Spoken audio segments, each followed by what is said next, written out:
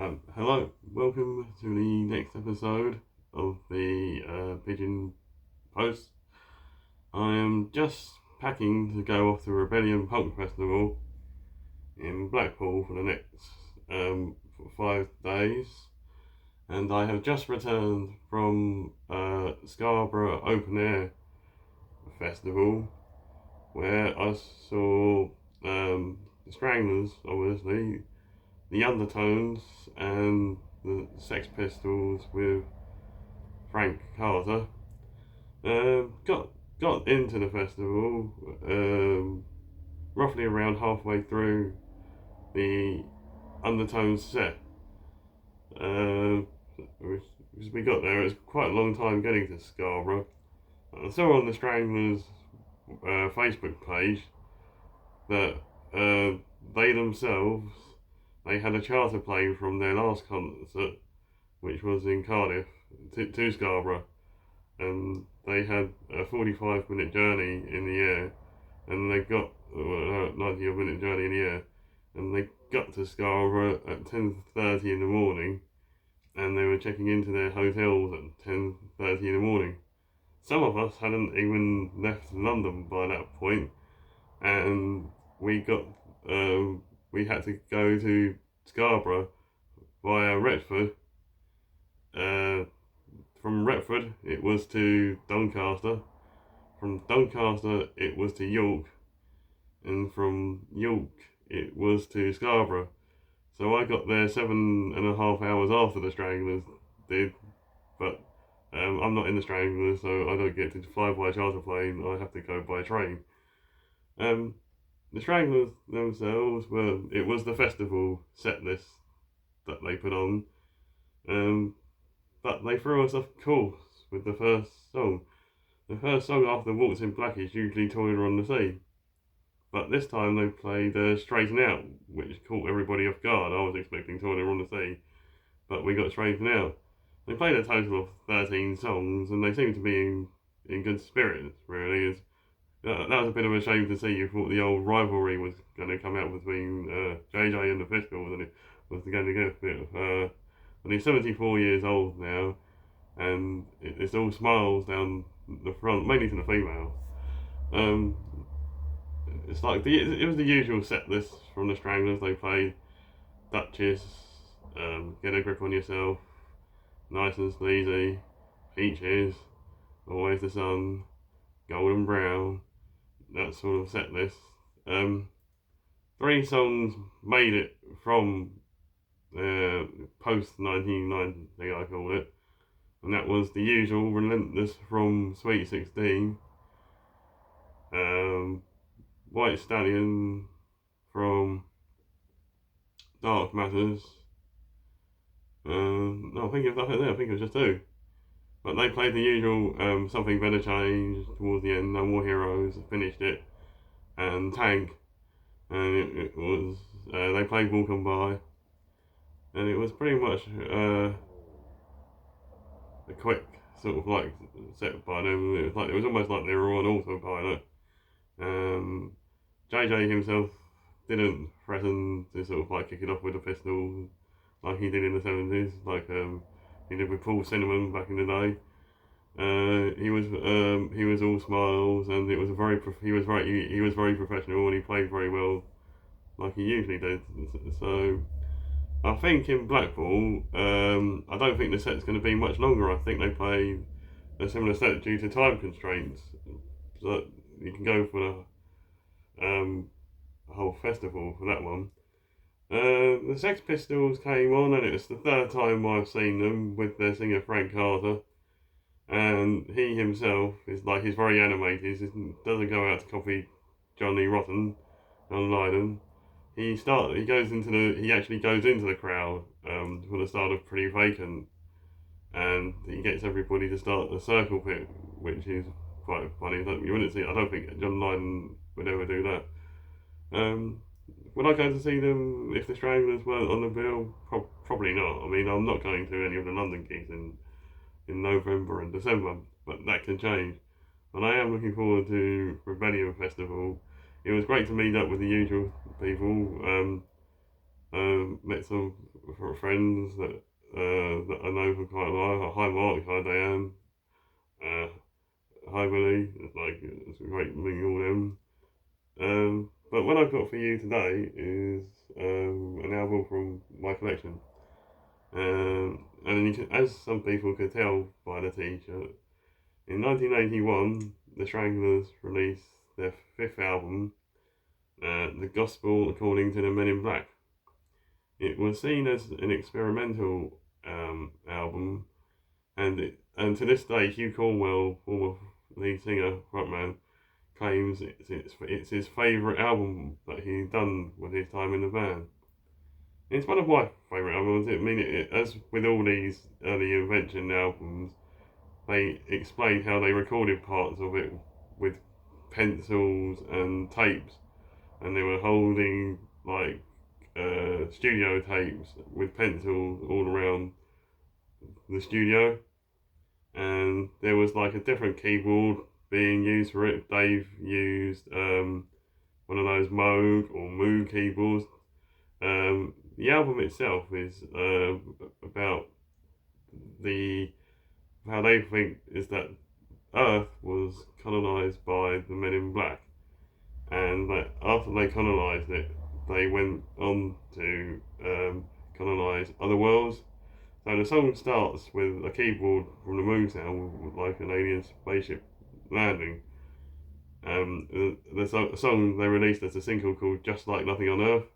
And it was supposed to be about an abduction story that happened in England, where a car was driving down a country lane, and it automatically stopped by itself, and then a beam of light came down and it lifted the car off the ground, and it put the car back down on the ground, and then the car engine started off again.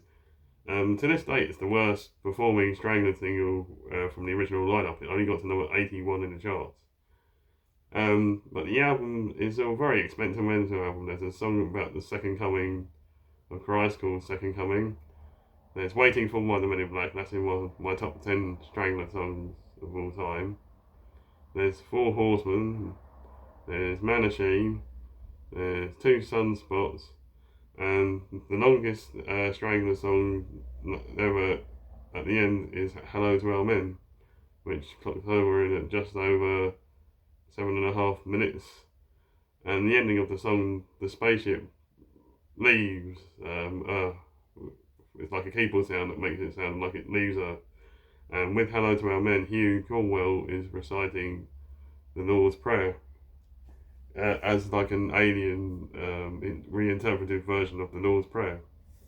And what I have to use today is my Japanese pressing of the album. This is the album here. It comes with a OB strip. The thing I like about the Japanese pressings is that I take it out. There's like a gatefold sleeve of Da Vinci's The Last Supper, and that's a man in black there. I don't think you can quite see it. This is the back. Yeah, this is the lyrics to Hello to Our Men. The lyrics are: Our men who are above, hello to your craft. Your craft will come and have fun on earth as you do above. Give us this day some of your manna, as this desert isn't savannah. Spare us today, even if you're no good. Even if we're no good, for your world is better than ours. You know it's got far more knowledge. You know it's got far more power. You know the extent of its power. It will outlast ours, and it's forever and ever, and ever and ever, and ever and ever. The inner sheet has, I just take LP out. This is the LP. comes in these excellent Japanese poly bags. I've had this a number of years now, and these are the labels for it. Side 1 and side 2. The second single they released of it was a single called Thrown Away, which JJ wrote this song, and it just got to outside the top 40, I do believe. It got to number 42 in the UK charts. They do play it occasionally on tour. But if I pop that back carefully,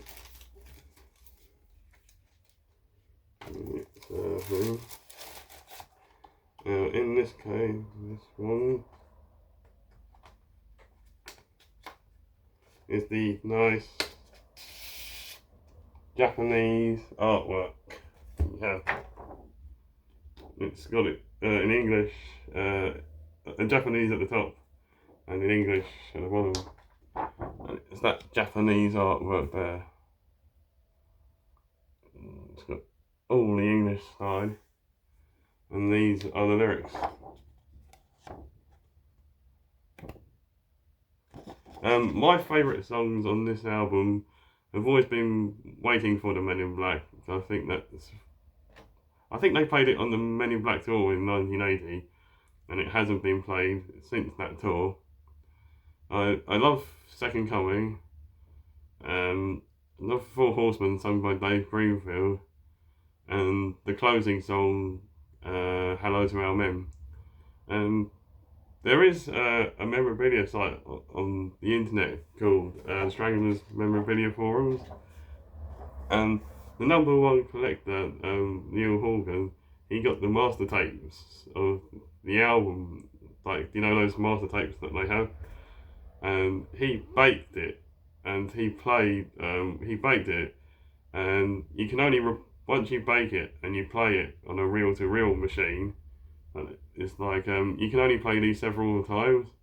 So what he did was that he recorded some of the parts, and he put them up on for us to listen to, so you could hear the workings out of the album. That was interesting to hear. I don't have a reel-to-reel player, I'm afraid, so at hand, so there's no point in me owning this. All the test pressing, I would like the test pressing it one day, so maybe that's kind of hard to go.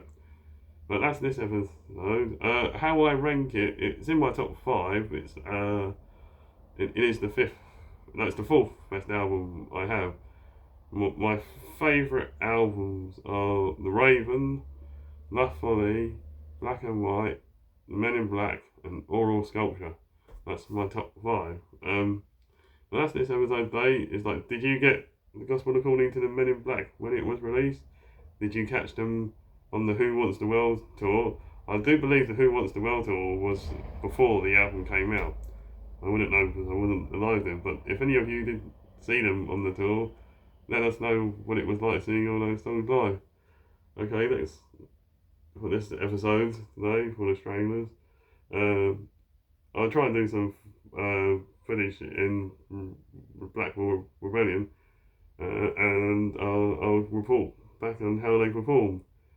Thanks to the new subscribers. Hope you're enjoying the content, as they say.